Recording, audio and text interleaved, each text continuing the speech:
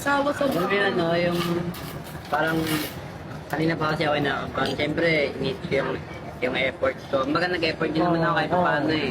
Kaya yung reaction niya ba, yung nag-expect ako ng mas magandang reaction. Hindi kasi siya sanay. ang anghang nga. Eh, Dapat nga masanay lang ka na maging Japanese. Ganun mga Maanghang Japanese nga eh. po. Diba? Eh kuya, parang nagtatampo nga ako eh. Maanghang nga. Bakit? Hindi ko kasi nakuha yung gusto kong reaction sa kanya eh. Ulit, isa pa. Isa pa, Para sige. Oo. Tama isa pa. Parang nagtatampo ako eh. Ay, Parang hindi naman- Tsaka yung sa akin nga, di mo inubos eh. Ba na masyadong mainit. Di ba? Ang sarap. Tapos na kayo kumain. Masarap. Yes, tapos na Busog kami na kumain ni busog. Di. Di. Sarap ng pagkain. Masarap siya kumain. Mag-ano ka na. Thank you ka na in Japanese sa kanila. Pero dahil mas... Di.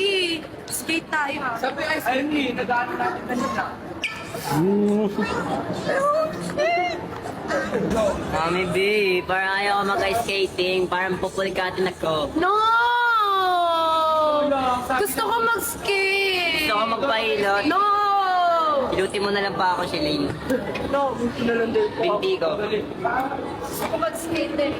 Ayaw ko mag-skate. A few moments later. Pagbiyan tayo, pustahan tayo. Ano pusta?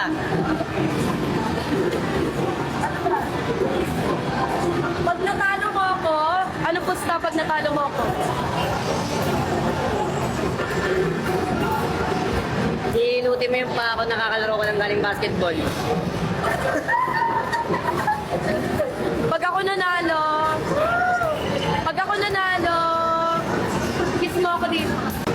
Ano, payag ka ba? Payag ka ba? Ma. Sige. Wala magagawa. Basta sa kanya, pag natalo ka siya, iiluti niya pa ako yung pawis sa pawis. Ano gagawin? Iiluti niya yung pawis pawis. Sige, pagkatalo ka niya.